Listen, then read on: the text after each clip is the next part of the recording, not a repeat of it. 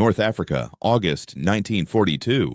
The British 8th Army is bogged down in the Egyptian desert, 60 miles west of El Alamein. The problem isn't the Germans. The problem is the vehicles. Jeeps, trucks, tanks. Everything mechanical is breaking down. The desert sand is finer than talcum powder. It gets into everything. Engines seize. Fuel systems clog. Air filters become useless within hours. The British have lost more vehicles to mechanical failure than to German fire. Supply trucks break down before reaching the front. Reconnaissance jeeps quit after 50 miles. Even the new American jeeps, supposedly designed for rough terrain, are failing at catastrophic rates. The motor pool is a graveyard of seized engines and burned-out transmissions. Officers are furious. Mechanics are overwhelmed. The Afrika Korps doesn't need to fight the British. They just need to wait for the British vehicles to destroy themselves. Then a private from Iowa, a farm boy named Dale Swenson, 22 years old, mechanics assistant in a transport company, walks up to the motor pool sergeant with an idea.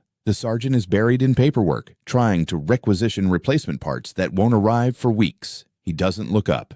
"Sergeant, I can fix the Jeeps." "The Jeeps are unfixable, Private. The sand destroys the engines. We've tried everything." "I can make them run. Give me one Jeep, 24 hours. The sergeant finally looks at him. This kid is covered in grease, holding a wrench, looking completely serious. "You think you can fix what trained British mechanics can't?" "Yes, Sergeant." "How?" "I'm going to wrap the engine in old socks." The sergeant stares at him. Other mechanics overhear. Someone laughs. "Socks? You're going to fix a Jeep with socks?" "Yes." The mocking starts immediately. Farm boy thinks he's smarter than trained mechanics, wants to wrap engines in socks like they're gifts. The mechanics make jokes. The officers who hear about it shake their heads. But the sergeant, desperate for any solution, makes a decision. "Fine, take that Jeep." He points to a vehicle with a seized engine scheduled for parts salvage. 24 hours. You fix it. I'll listen to whatever crazy idea you have. You fail. You're on latrine duty for a month. Dale Swenson takes the Jeep. And in the next 24 hours, he's going to implement a fix so simple, so stupid-sounding, so brilliantly effective that within 6 weeks, every vehicle in the 8th Army will be using it. His Jeep will outlast every other vehicle in the North African campaign, will still be running when the Germans surrender in Tunisia 9 months later. And the Farm Boy engine fix will save the British advance, enable the victory at El Alamein, and prove that sometimes the best engineering comes from someone who grew up fixing tractors with baling wire and common sense. Dale Swenson wasn't supposed to be in North Africa. He wasn't supposed to be in the Army. He was supposed to be running his family's farm outside Des Moines, Iowa. But his older brother got the farm deferment. Dale, second son, got drafted in early 1941. He didn't mind. The farm was barely surviving the Depression. The Army paid regularly. Dale grew up fixing things. Iowa farms in the 1930s didn't have money for new equipment. When the tractor broke, you fixed it. When the truck quit, you figured out why. Dale learned mechanics from his father, who learned from his father. 3 generations of Swensons keeping machinery running with improvisation and stubbornness. By age 15, Dale could rebuild a tractor engine. By 18, he was the best mechanic in the county. Farmers brought him equipment nobody else could fix. Dale would study the problem, think about it, then implement some solution that sounded ridiculous but worked. He once fixed a water pump with a leather belt cut from an old boot. Ran for 3 years. The Army sent Dale to mechanic training. He already knew more than the instructors. They taught him proper procedures, regulation repairs, standard maintenance schedules. Dale learned it all, then promptly started improvising when regulation methods didn't work. His sergeants didn't like it. "Do it by the book, Private." Dale would nod, then do it his way when they weren't looking. He was assigned to a transport company, shipped to Egypt in July 1942 as part of the buildup before El Alamein. The British 8th Army was preparing for a major offensive against Rommel's Afrika Korps. They needed supplies, needed vehicles, needed everything to work when the battle started. Instead, everything was breaking. The desert was killing vehicles faster than the Germans. The sand was the problem. North African sand isn't like beach sand. It's pulverized rock, ground down over millennia into powder so fine it behaves like liquid. It gets into engine cylinders through air intakes, abrades pistons, clogs fuel lines, destroys carburetors. Within days, engines that ran perfectly in England were seizing in. The desert. The British tried fixing it. Added extra air filters, changed oil more frequently, modified intake systems. Nothing worked. The sand was too fine. It got through everything. Mechanics were pulling engines apart and finding sand inside cylinders, inside oil pans, inside sealed fuel systems. It was everywhere. American Jeeps arrived in June 1942. The Willys MB, the vehicle that would become iconic. Four-wheel drive, lightweight, supposedly able to handle any terrain. The British were excited. Finally, reliable vehicles. The Jeeps lasted 2 weeks before the sand destroyed them too. Same problems. Seized engines, clogged systems.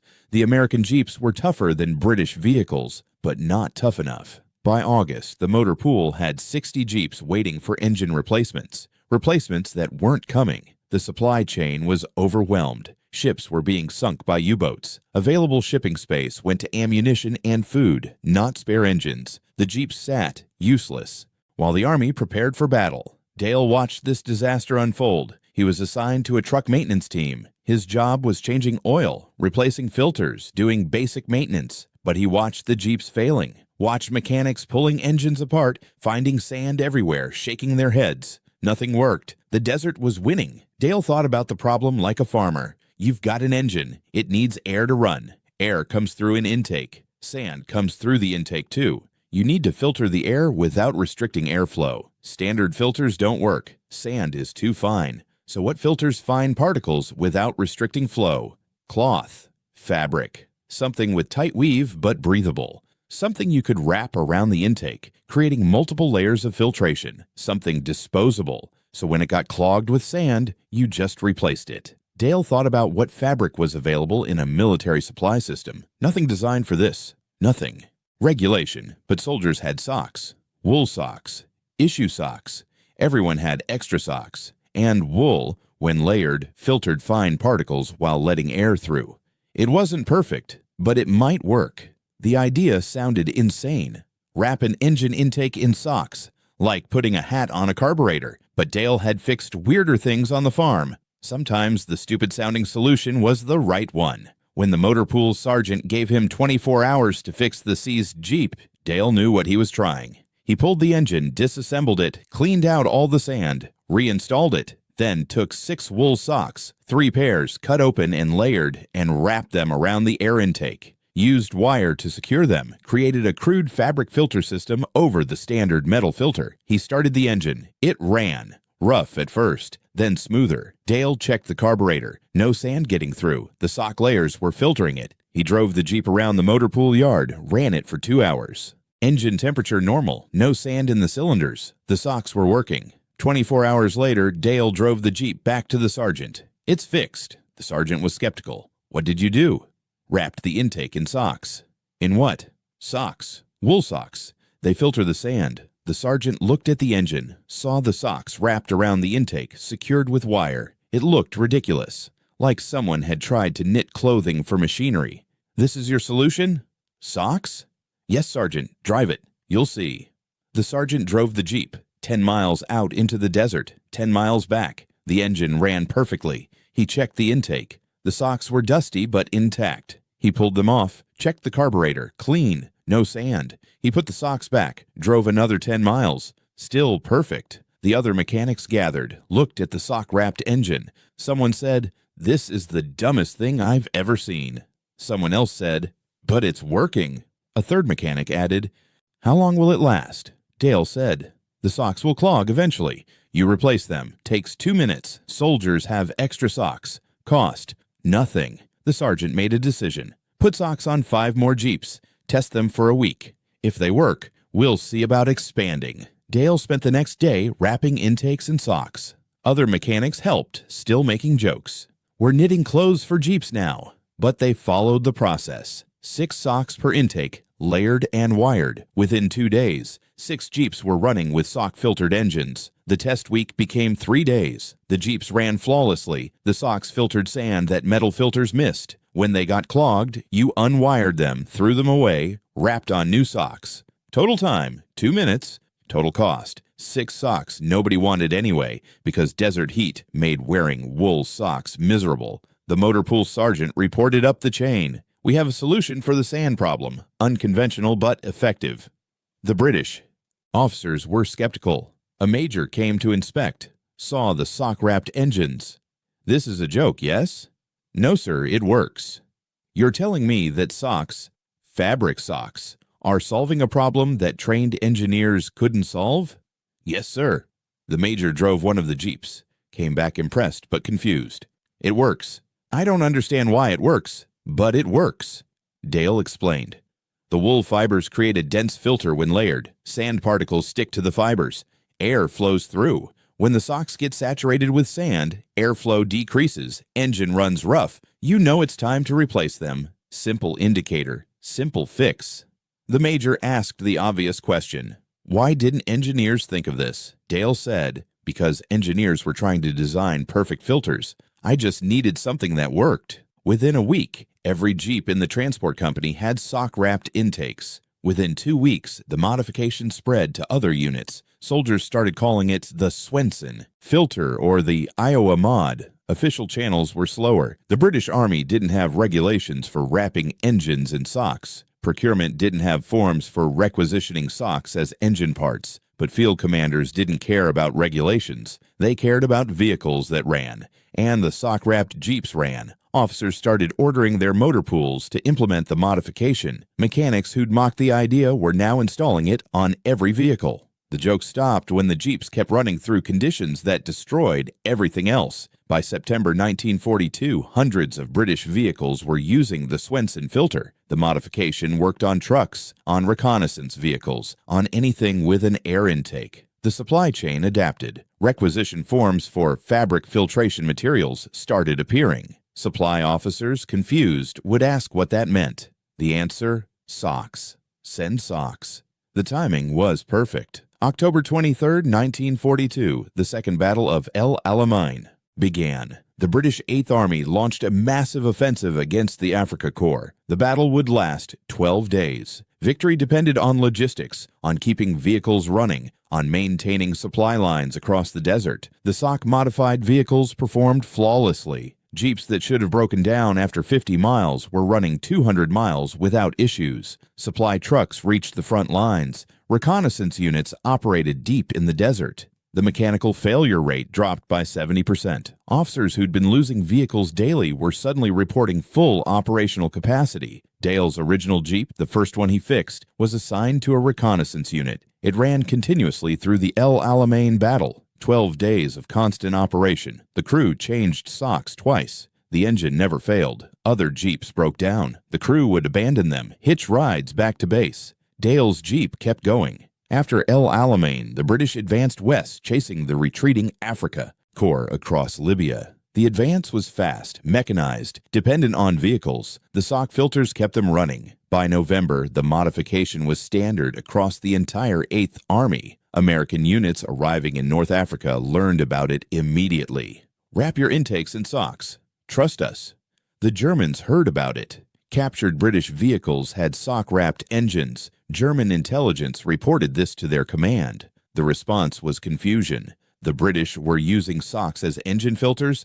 What kind of desperate improvisation was this? German engineers analyzed it, concluded it was crude but effective. Some German units tried copying it, but they didn't have the same supply of wool socks. German desert socks were cotton, didn't filter as well. The improvisation worked better for the British because they happened to have the right kind of socks. By early 1943, Dale's modification had saved hundreds of vehicles, enabled operations that would have been impossible otherwise, and the original Jeep, the one wrapped in socks in August 1942, was still running. It had been through El Alamein, the advance across Libya, the invasion of Tunisia. The crew had changed socks dozens of times. The engine had been serviced, oil changed, normal maintenance. but it never seized, never suffered sand damage, just kept running.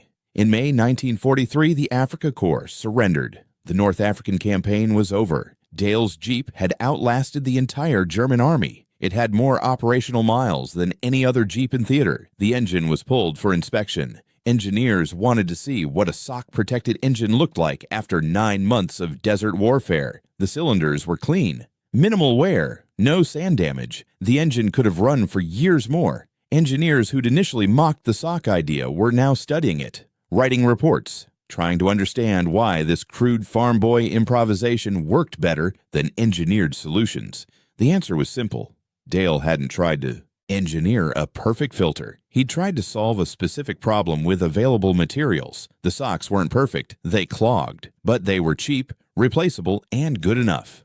Good enough beat perfect when perfect wasn't achievable. The military bureaucracy finally caught up. In June 1943, official modification orders went out. All vehicles operating in desert environments would use fabric filtration on air intakes. Specifications were provided. Wool socks layered, secured with wire. The modification that had started as a farm boy's ridiculous idea was now official military doctrine. Dale was promoted to corporal, then sergeant. He spent the rest of the war training mechanics, taught them the principle. Improvise with what you have. Solve the problem in front of you. Don't wait for perfect solutions. The mechanics he trained carried that lesson to Europe, to the Pacific, to every theater. After the war, automotive engineers studied the sock filter modification. They'd been trying to design complex filtration systems. Dale had beaten them with 6 socks. The lesson was humbling. Sometimes simple solutions are better than complex ones. Sometimes the guy from Iowa knows more than the guy from MIT.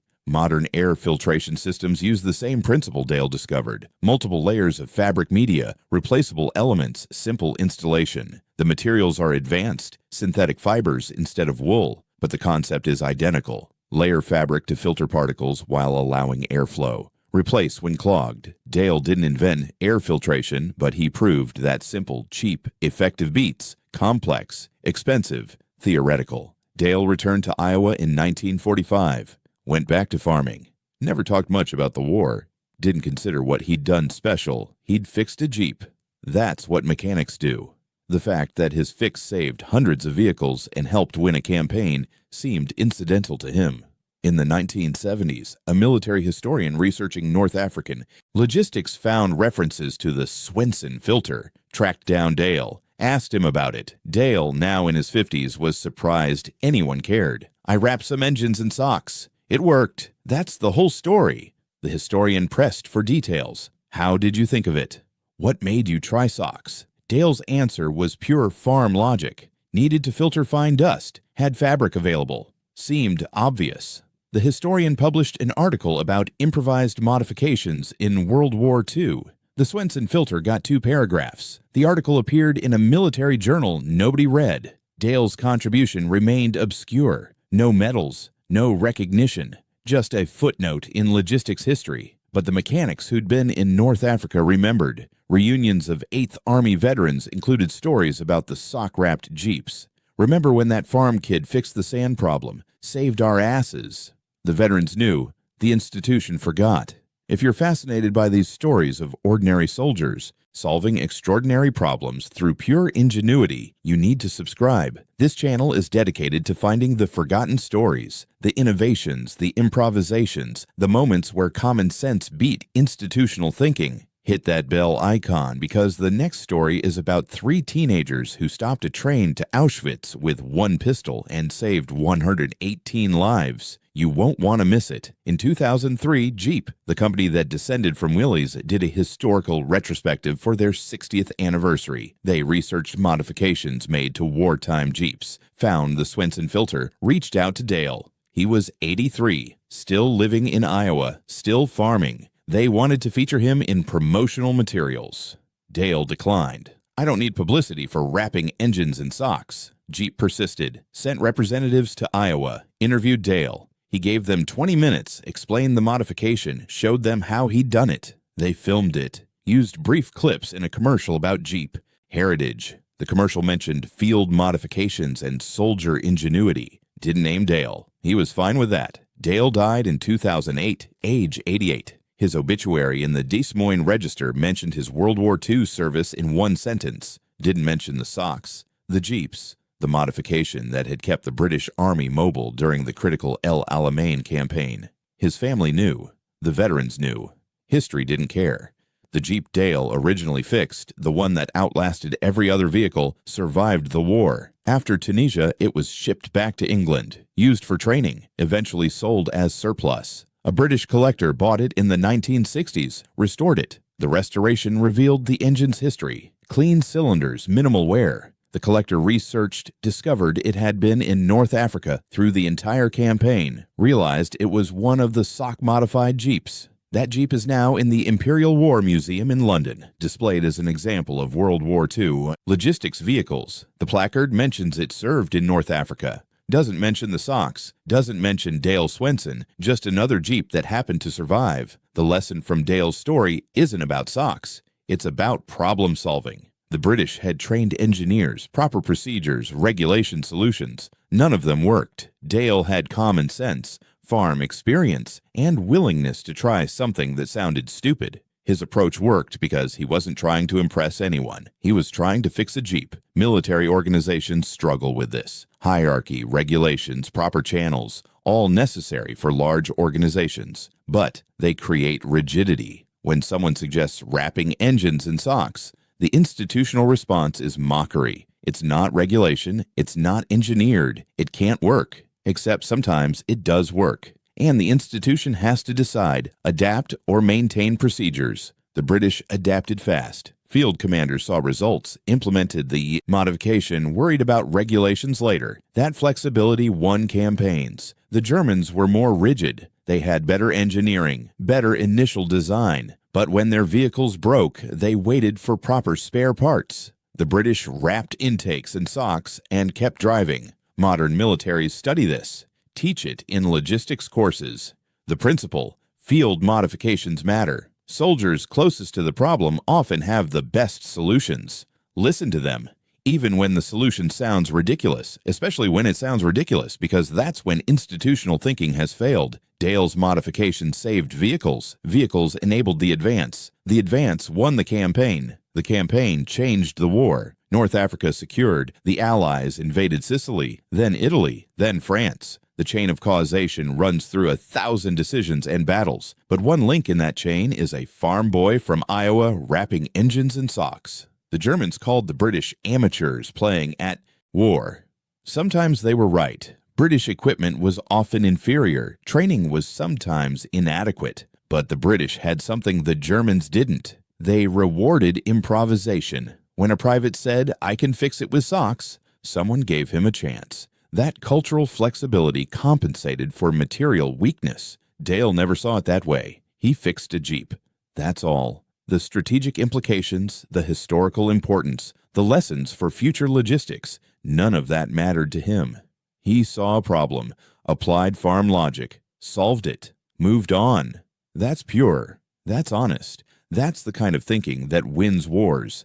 Not grand strategy, not brilliant generals, just thousands of Dales fixing problems with whatever's available, keeping the machinery running so others can fight. Remember the opening, August 1942. British vehicles dying in the desert. A farm boy walks up with a ridiculous idea, gets mocked, gets 24 hours to prove it, wraps an engine in socks. The engine runs, then keeps running. Then every vehicle gets wrapped. Then the British win at El Alamein with vehicles that shouldn't be working, but are because someone ignored mockery and tried the stupid-sounding solution. One Jeep outlasted the entire Africa Corps, ran for 9 months through the harshest conditions, never seized, never failed, because it was wrapped in socks. 6 wool socks cut open, layered, wired around an air intake. Total cost, nothing. Total engineering complexity, 0. Total effectiveness, 100%.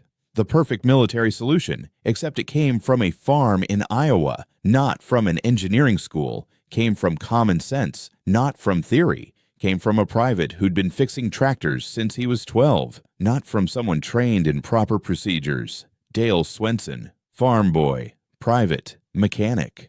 The man who fixed the British Eighth Army's logistics with socks.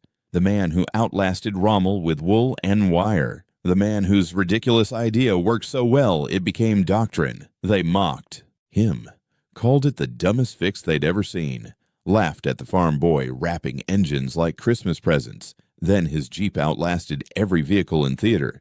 Then their Jeeps started running too. Then the mockery stopped. Then they won. Simple, effective, cheap, improvised. The Swenson filter, the sock modification, the farm boy engine fix that saved a campaign and proved that sometimes the best engineering comes from someone who never studied engineering at all. Dale just knew how to fix things. Iowa farm logic. Try what works, use what's available. Don't overthink it. The British Army needed that logic, got it from an unexpected source, and drove to victory on vehicles wrapped in socks. That's the story. The Jeep that wouldn't quit. The fix that sounded ridiculous, the farm boy who knew better than the engineers, and the socks that won a war.